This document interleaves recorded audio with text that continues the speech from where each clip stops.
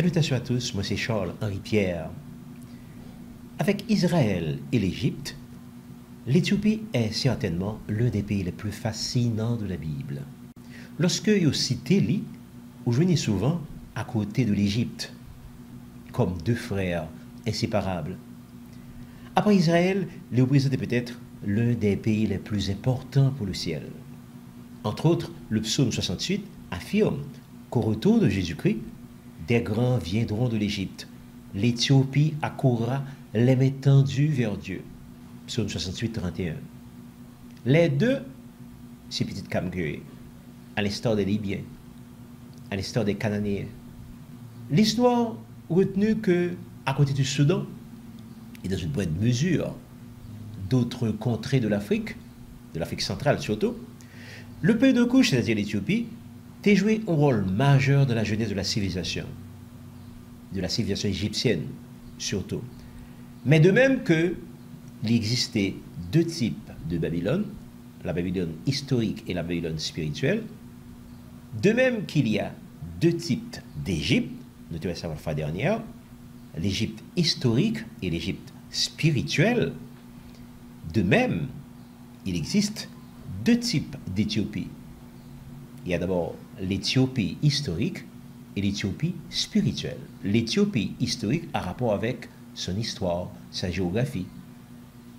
Et l'Éthiopie spirituelle, lui-même, lui englober les us, les coutumes, le vécu, les croyances, les influences, les descendances du judéo-christianisme éthiopien.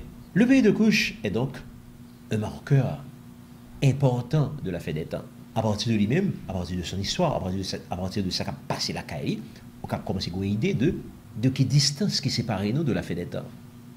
Donc, lui-même, tout le gros rôle que le joue dans ce sens.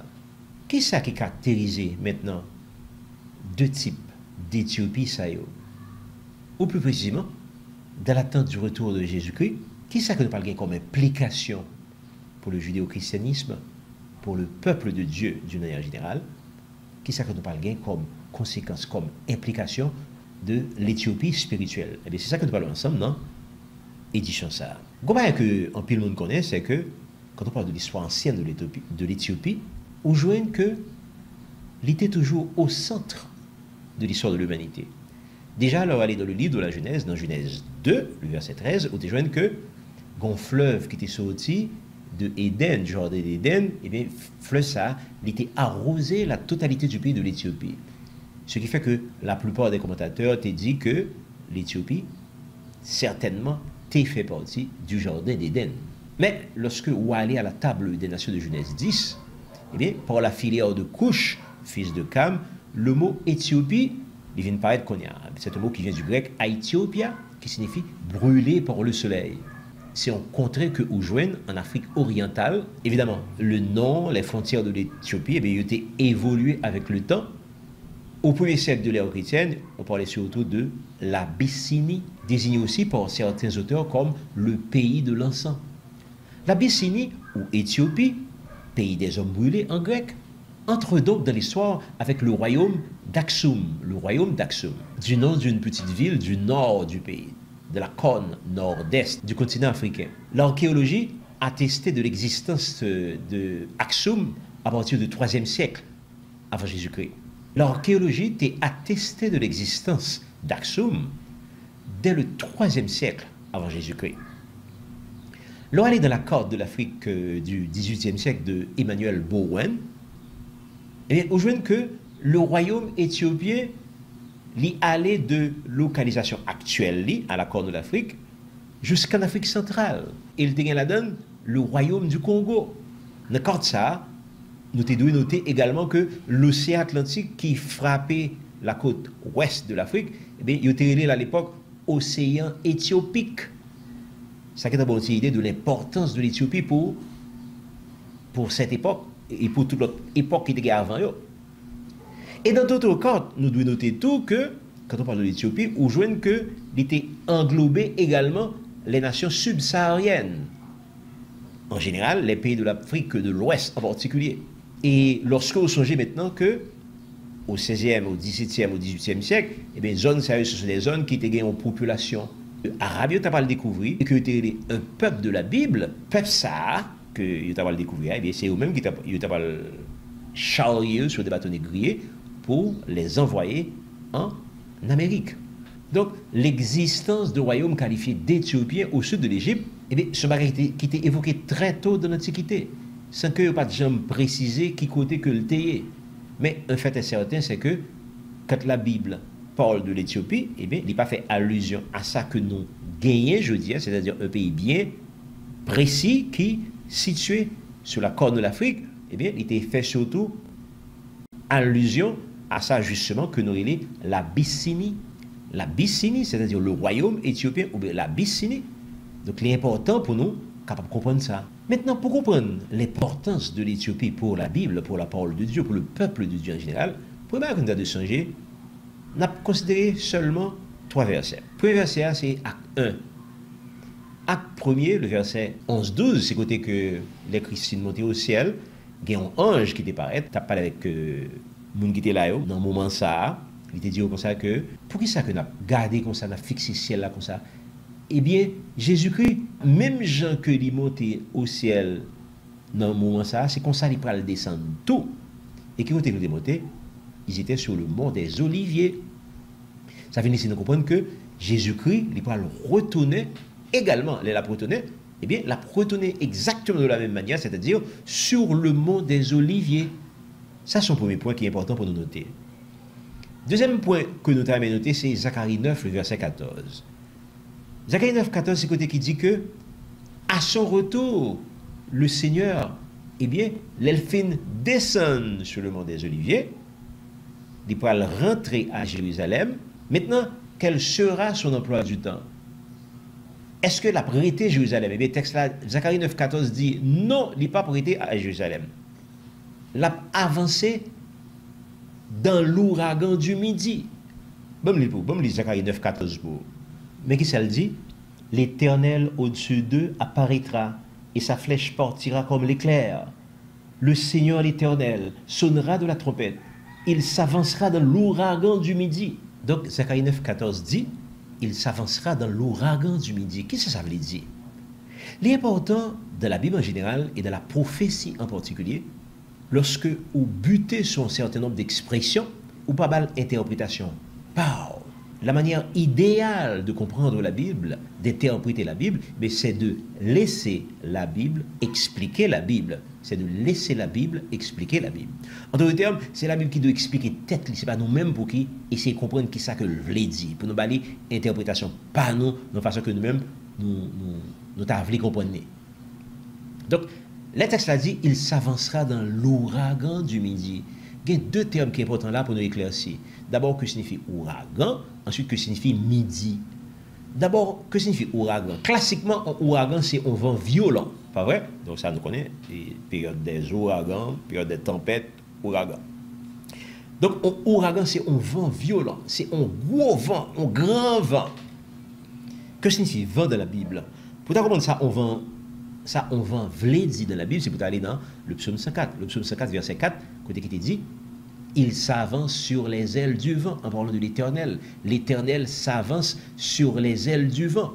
Ensuite, texte a dit, il fait des vents ses messagers. Que signifie messager? Messager signifie ange. Donc ça finit de comprendre que l'Éternel s'avance sur les ailes de ses anges. Or, il y a plus sur l'autre côté dans la Bible là, qui dit comme ça que il trône sur les chérubins, il vole sur les chérubins. Donc, ça finit de comprendre que l'eau dit que l'Éternel a volé sur les ailes du vent, c'est sur les ailes des anges. Et le plus souvent, ange que l'Éternel utilisé pour le voler, le plus souvent dans les cas, dans des cas, c'est les chérubins. Donc, lorsque le texte a dit que il fait des vents ses messagers, ça c'est Psaume 104, 4, eh bien, ça signifie que il fait des chérubins, il fait des anges, ses messagers. Le mot vent en prophétie signifie ange. Et comme il existe différents types d'anges, nous capables, disons, faire ça que les educated guess, disons, on devine être valable, eh bien, nous capables dire que vent qui a parlé là, ange qui a parlé là, eh bien, c'est probablement des chérubins. Donc, il fait des vents ses messagers. Il s'avance sur les ailes du vent. Maintenant, s'il a avancé sur les ailes du vent, ça signifie qu'il trône sur les chérubins. C'est chérubins qui permettent que l'a déplacer. Les l'a déplacer, il prend plaisir pour le chita, pour le planer, pour le voguer sur les chérubins. Ça, c'est un. Maintenant, la nourriture dans Zacharie 9,14 qui te dit que il s'avancera dans l'ouragan. Donc, vous remarquez, il n'est pas dit dans le vent du midi, mais il dit dans l'ouragan. Donc, ouragan fait référence à un vent violent, à un grand vent. De même que les petits anges, les petits anges, les anges personnels, mais les grands anges tout, qui fait face à ça que les principautés. Les anges, ce sont des archanges, ce sont des chérubins, ce sont des séraphins. Donc, il y a différents types d'anges et il y a différents types de pouvoirs dans la Bible. Tout ange pas le même pouvoir. Donc, il y a grands anges, il y a gros anges, de même qu'il y a des anges qui plus humbles, qui plus petits. Donc, la Bible parle de vent violent. Donc, l'État veut dire un ange qui est violent. L'État veut dire un gros ange, un ange qui a pile pouvoir. Donc, il s'avancera sur les ailes du vent, il s'avancera dans l'ouragan du midi. Ça, c'est un. Maintenant que nous d'accord que ouragan veut dire un gros ange, un ange qui a pile pouvoir, qui a pile puissance. Maintenant, que signifie le mot midi? Eh bien, le mot midi, si on a 4 points cardinaux, nous savons que plusieurs côtés dans la Bible fait référence à ce qu'on appelle les 4 vents des cieux. L'Éternel, il y a des anges que lui mettait en permanence aux 4 coins du monde. Il y a des anges, il y a des anges importants que l'Éternel mettait, disons, à l'est, à l'ouest, au nord et au sud. Ce sont des anges importants qui sont installés dans le coin en permanence et que les utiliser éventuellement selon ses besoins, selon les besoins. Maintenant, le texte a dit que ça que il s'avancera dans l'ouragan du midi. Eh bien, que signifie le midi? Eh bien, nous connaissons que l'est, l'ouest, c'est-à-dire l'est, c'est l'Orient, l'ouest, c'est l'Occident, le nord, c'est le septentrion, le sud, c'est le midi. Voilà. Donc, ça finit, c'est de comprendre que lorsque le Seigneur descend à ce retour, il a analysé le protocole de ce retour, et bien, nous voyons que la descend sur le modèle des Oliviers, j'ai noté ça tout à l'heure dans Acte 1, 11, 12, il s'avancera dans l'ouragan du midi. Dans l'ouragan du midi, nous se trouvons que l'ouragan, c'est un ange violent, c'est un ange important que ça est. Maintenant, le midi, c'est le sud. En d'autres termes, l'Éternel n'est pas prêté à Jérusalem, mais l'a avancé vers le sud. Maintenant, l'a avancé vers le sud. Qui côté que le aller? Nous connaissons que l'Éternel parmi à l'autre côté. L'Éternel, c'est un papa qui vient en côté, il y a petit lit, il y a vie à petit lit. Donc, il certainement pour mes côtés que la privée, c'est Jérusalem. Nous connaissons que c'est un petit peu difficile à accepter, difficile à comprendre. Mais ceci vient du fait que nous n'avons pas jamais la Bible. Nous n'avons pas jamais perdu un temps pour comprendre la Bible. Donc, le texte a dit, il s'avancera dans l'ouragan du midi. Mais ça signifie que l'a quitté Jérusalem, qui est à l'est, eh bien, maintenant, il va aller vers le sud. Or, qui pays, qui côté, qui région qui est située au sud de Jérusalem? Le côté, région, pays qui est situé au sud, eh bien, c'est l'Afrique. Est-ce que c'est dans toute l'Afrique là, le parler? Non, certainement, il ne peut pas parler dans toute l'Afrique là. Texte les textes prophétiques, dit nous que l'Éternel, il s'avancera dans l'ouragan du midi. Eh bien, si l'Éternel s'avance dans l'ouragan du midi, eh bien, qui côté pâle qui existait en Afrique que l'il peut aller? Eh bien, côté qui cher à l'Éternel en Afrique, c'est l'Éthiopie, justement. Et pourquoi? Pour quelle raison que l'Éthiopie chère à l'Éternel? L'Éthiopie, c'est un côté qui est important pour l'Éternel. Il est important pour l'Éternel pour au moins 2 raisons. Première raison, c'est parce que c'est là que, petite Lio, c'est là que yo grand pile là-dedans, yo hier. Parce que nous te voyons déjà dans d'autres épisodes, dans des épisodes précédents, nous te voyons que le peuple de Dieu, en 70, il a été fui Jérusalem et il a été réfugié en Afrique. Eh bien, de l'Afrique étant, de l'Égypte étant, il était allé vers le sud et il était répandu tout d'abord en Afrique centrale, ensuite en Afrique de l'Ouest, et il y a certaines portions là-dedans qui descendent jusque en Afrique du Sud. Maintenant, ça vient laisser nous comprendre que c'est un bon peuple qui cher à lui-même, le peuple de Dieu, le peuple de Juda, que la Bible décrit aussi de l'autre côté comme la prunelle des yeux de l'Éternel.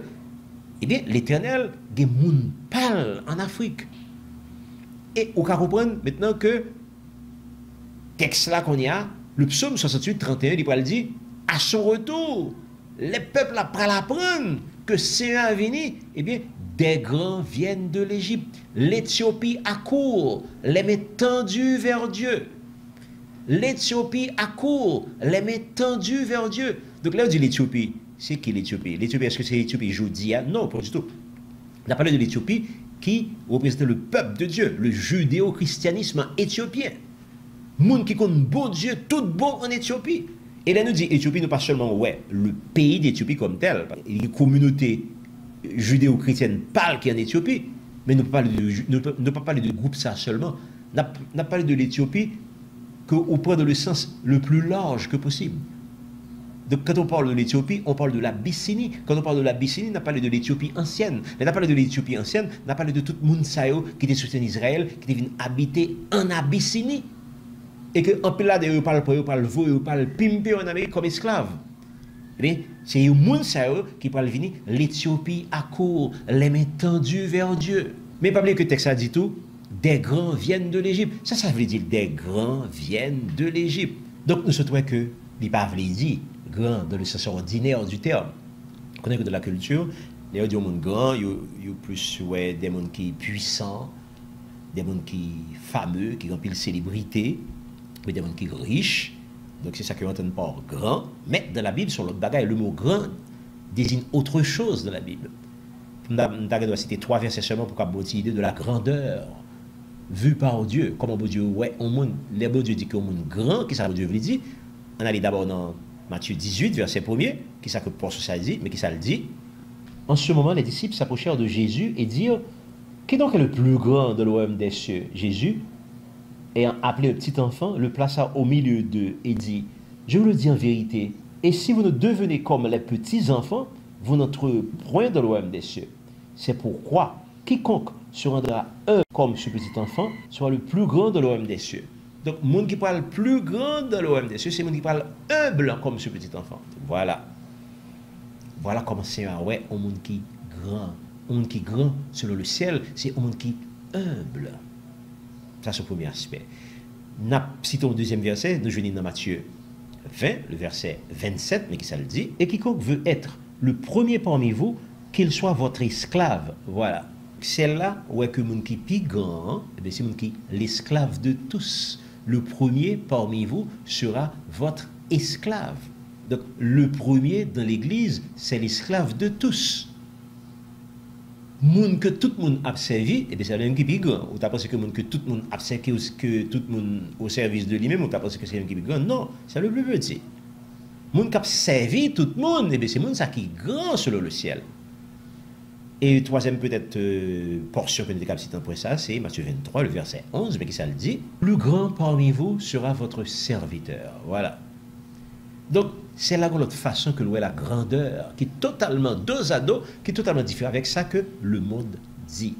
Donc, ça va nous dire idée que les textes là dit, des grands viennent de l'Égypte. Ça, ce sont des gens qui ont crasé dans l'Église, pour les serviteurs de Dieu, pour servir Dieu, pour servir le peuple de Dieu, pour servir de toute manière possible et imaginable. Et les gens qui ont crasé au matin, midi, soir, pour faire travail, Seigneur, pour faire volonté, Seigneur, dans la vie, pour accomplir la volonté de Dieu, la volonté de ça qui, en fait, tout ça qui dit de la Bible, de la parole de Dieu, et les gens qui sont considérés comme grands dans l'Évangile. Les gens qui ont parlé de Christ, des grands viennent de l'Égypte. Nous trouvons qu'il y a 2 types d'Égypte, il y a l'Égypte matérielle, l'Égypte historique, mais il y a l'Égypte spirituelle également. Eh bien, l'Égypte spirituelle, nous trouvons ça dans une portion précédente, dans une édition précédente, eh bien, dans l'Égypte spirituelle, eh bien, il y a des gens qui peuvent venir, il y a des serviteurs de Dieu, des gens qui connaissent Dieu, qui ont servi Dieu, ils ont couru venir, ils ont couru débarquer Jérusalem, ils peuvent l'ouest, Seigneur, ils peuvent prêter la caillou, ils peuvent des Seigneur, des grands viennent de l'Égypte. Ensuite, l'Éthiopie accourt. Eh bien, l'Éthiopie, nous sommes l'Éthiopie, eh c'est l'Abyssinie, c'est tout le peuple bon Dieu qui vit en Afrique. L'Éthiopie accourt, les mains tendues vers Dieu. Donc, l'important pour nous connaître qui est-ce que l'Éthiopie a. Yes, ça, c'est le premier aspect de l'Éthiopie. Un dernier aspect de l'Éthiopie encore qui est bon pour que nous exposer pour, même rapidement, nous avons dit deux mots de lui-même. Pour qu'ils ont l'Éthiopie important pour le ciel. Mais deuxième raison, hein, c'est parce que, justement, l'Éthiopie ont bagaille la donne qui cher à Dieu. Qui bagaille ça? Il est l'arche d'alliance. Ça, c'est une grande histoire. C'est une histoire qui attenant à l'histoire classique, à l'histoire de la Bible et à la petite histoire. Parce que nous avons un qui est vraiment sûr de la donne. Mais, il y a un bagage que nous sommes capables de joindre, il y a un bagage que nous sommes capables de dire quand même concernant l'arche d'alliance et l'Éthiopie, qui fait que l'Éthiopie est important pour le ciel. Donc, nous dit que l'arche d'alliance, probablement, nous ne pouvons pas faire affirmation, nous ne pouvons pas mettre nos sous du feu pour nous dire que oui, il est là quand même. Mais quand même, si on est dans l'histoire, nous pouvons dire que dernier moment que tu as l'arche d'alliance dans le temple de Jérusalem, c'était sous Salomon. Et puis, au moment, durant le règne de Salomon, l'arche là, les prales disparaissent. Il ne va pas jamais voir encore. Il va pas jamais voir encore au point que, lorsque Salomon finit de mourir, ou pas le pays à part le fond en deux, le royaume du nord, le royaume du sud, eh bien, dans le royaume du sud, les rois de Juda, les rois du royaume de Juda, eh bien, dans le lieu très saint, il n'y a pas jamais arche d'alliance là-dedans encore. Et les grandes déportations, d'abord, la déportation en Syrie, il n'a pas concerné l'arche d'alliance, parce qu'il était concerné seulement le royaume du nord. Maintenant, lorsque Nebuchadnezzar, les Babyloniens, vont débarquer au niveau du royaume du sud, ils vont débarquer à Jérusalem, eh bien, ils vont noter que toute bagaille que était pendant le temple, ils n'ont pas joindre l'arche d'alliance. L'arche d'alliance était absente du temple lorsque les troupes de Nebuchadnezzar étaient rentrées, et bien, ils n'ont pas réussi à joindre l'arche d'alliance. Et même lorsque ils vont retourner de Babylone à Jérusalem sous Cyrus, eh bien, ils vont prendre les objets du temple. Dans l'objet du temple, parmi les objets du temple, il n'y a pas mentionné l'arche d'alliance, il n'est pas présent. Donc l'arche d'alliance n'est pas présent ni à l'aller ni au retour. Alors, qui côté que lié? Ça, c'est ce qui passionnait les chercheurs. Et nous croyons que nous avons une réponse qui est plausible pour ça. Parce que l'arche d'alliance, ce n'est pas n'importe quoi. C'est l'arche de l'Éternel. C'est l'arche de l'alliance de l'Éternel. Et nous trouvons à travers la Bible, il y a un certain nombre de portions de la Bible qui justement parlaient de l'arche d'alliance et nous visiter particulièrement 1 Samuel 5, 1 Samuel 6, 1 Samuel 7, côté que Philistéo t'a battu avec Israël. Eh bien, Philistéo a capturé l'arche d'alliance, ils ont pris, ils mettaient la caillou, ils ne mettent n'importe côté la caillou, ils mettaient dans le temple de Dagon. Philistéo pensait que du fait qu'ils ont battu Israël, eh bien, ça c'est preuve que Dieu par Dagon était supérieur au Dieu d'Israël. Et c'est ça qui fait qu'ils prennent l'arche d'alliance, ils mettent dans le temple de Dagon. Mais demain matin, ils sont arrivés, mais il y a une statue de Dagon qui était en face de l'arche d'alliance, il y a une statue qui se trouve face à terre devant la statue. Il dit, oh, comment va drôle, mais ils mettent la statue à camp encore. Le surlendemain, ils sont retournés, eh bien, ils ont regardé encore, ils ont rentré dans le temple, eh bien, ils ont vu que fois ça, statue de Dagon, non seulement elle tombée face à terre devant l'arche d'alliance, mais il fracassé. Tête la couper. Ah, il dit, il y a un problème. Et puis depuis ça, il y a un seul drôle qui a privé, il y a un paquet de malheurs qui commence à arriver à la Philistéo, au point que finit par réaliser que c'est la présence de l'arche d'alliance qui est à l'origine de tout malheur. Donc il a décidé pour renvoyer l'arche là. Il a demandé des divinoyaux, il a demandé des devins, il a demandé des prêtres païens, prêtres païens. Et qui ça peut faire pour renvoyer l'arche là. Finalement, il y a un conseil, il dit c'est pour prendre deux vaches qui ont l'été, et puis mettez nos chariots qui neuf, et puis mettez l'arche là sur chariot, fait vache tirer chariot, et puis les chariots vont aller dans la direction d'Israël, et puis les chariots vont le débarrasser justement de l'arche d'alliance. Donc, il fait le conseil, effectivement, et puis l'aller. Et puis, il prend une direction d'Israël, les rives de l'autre bois, même là, n'a pas arrivé tout. Chaque fois que l'arche là, rive, on côté, la caille au monde qui n'est pas qualifié pour arriver l'arche là, il y a un pile dégâts qui fait la caille au monde ça. Au point que finalement, les arches là, rive, la caille au monde qui est qualifié pour recevoir l'arche là, parce qu'il est sanctifié pour ça, il est préparé pour ça, eh bien, l'arche là, il porte bénédiction pour caille ça. Les David pourra apprendre que l'arche là arrive Israël, et David pourra essayer prend arche là, eh bien, sans que le pape ait les mesures nécessaires, c'est-à-dire sans que le pape ait le personnel que le supposé prendre, c'est-à-dire les lévites, les sacrificateurs, eh bien, nous parlons de dégâts pour arriver, même sous David. Au point que David, finalement, David va comprendre le son, hein, il va appointer des sacrificateurs, des lévites qui parlent prendre soin de arche là, il va le chercher, mais qu'on a tout bien pour la forme. Le son que ça la donne, c'est que arche là, n'importe qui pas capable de prendre soin de arche là. N'importe qui pas capable de recevoir arche là. N'importe qui pas capable de mettre arche là, la kaili. Si un monde qui pas qualifié ou mettre arche là, la kaili, et bien, il y a pile dégâts qui peuvent faire dans la kaili ça. Or, qui s'est passé exactement? Que dit l'histoire? L'histoire dit que la reine de Séba, vous savez que la reine de Séba, elle était à l'ouest Salomon, il était parlé de Salomon, de toute sa sagesse, de la livre de la kaili Salomon, et bien Salomon était recevoir lui.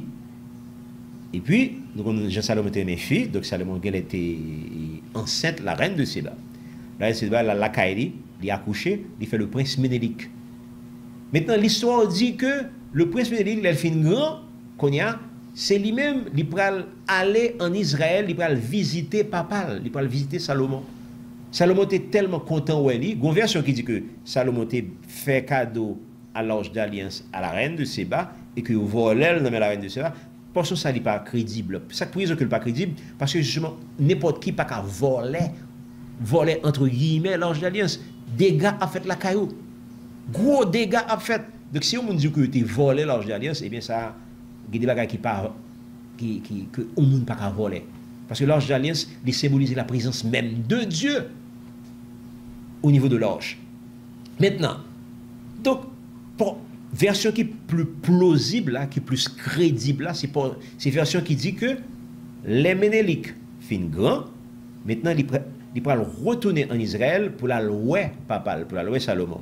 Salomon content ouais, il content en pile, ouais, Salomon va le faire un cadeau.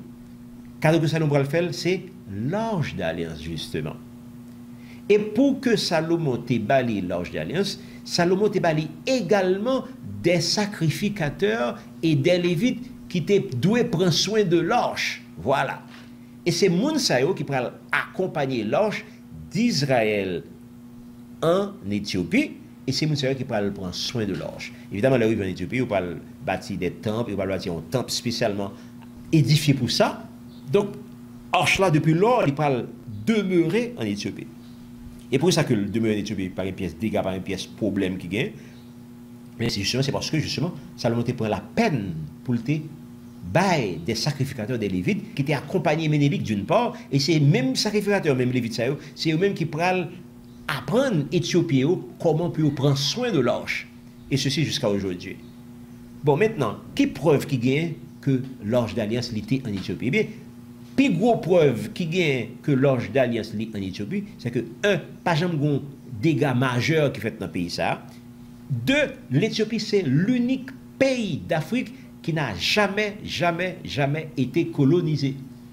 Ça ne veut pas dire que pas jamais en guerre, ça ne veut pas dire que pas jamais en guerre avec des puissances supérieures en armement que lui-même. Nous voulons parler de l'Italie, il était battre l'Italie d'abord. Nos deuxième temps, l'Italie pour le battre, mais l'Italie n'a jamais battre non point pour le subjuguer, pour le vaincre politiquement.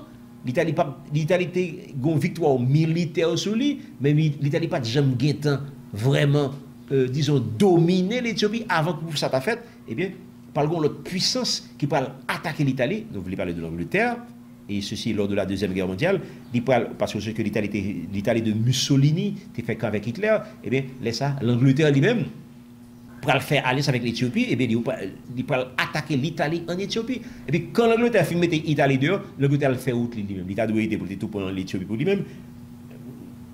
C'est un combat qui est logique, c'est un combat qui est naturel, mais si elle n'est pas d'accord. En d'autres termes, l'Angleterre n'a pas senti sous tête, sous cœur pour le territoire. Depuis il fin une victoire sur l'Italie, et puis là, le fait outre, la Kaili. Donc, nous avons dit que c'est l'unique pays d'Afrique qui n'a jamais été colonisé. Et qui a des victoires, des fois, qu'on ne peut pas comprendre. Et bien, côté que le jeune, grâce à ça, eh bien, simplement, nous sommes capables de dire que, justement, c'est parce que, justement, l'arche d'alliance, l'Ila Kaili. Et bien, l'Ila Kaili, et ceci jusqu'au retour de Jésus-Christ. Et on peut comprendre maintenant que si l'arche d'alliance lit en Éthiopie, on peut comprendre maintenant, Psaume 68, 31, qui dit, au retour de Jésus-Christ, Des grands viennent de l'Égypte. L'Éthiopie accourt, les mains tendues vers Dieu. L'important donc pour nous comprendre la parole de Dieu. L'important pour nous comprendre la prophétie. Pour nous pas mal interprétation que nous voulons. Pour nous pas dire ça nous voulons avec bouche nous, mais pour nous laisser d'abord la Bible expliquer la Bible, ça c'est un. Et puis deuxièmement, pour nous expliquer à la lumière de la Bible, à la lumière de l'histoire, à la lumière de la parole de Dieu, à la lumière des prophéties. L'on fait ça, ou grand pile chance pour tomber sous vérité, ou grand pile chance pour comprendre vraiment qui ça bon Dieu te dit, ou grand pile chance pour gagner des bénédictions spirituelles, pour comprendre des choses que personne ne va jamais comprendre, et laisser ça, ou même personnellement, ou pour le bénir, ou bénir davantage, ou comprendre la Bible davantage, et ou capable d'aider l'autre monde tout comprendre la parole de Dieu. Que bon Dieu bénisse.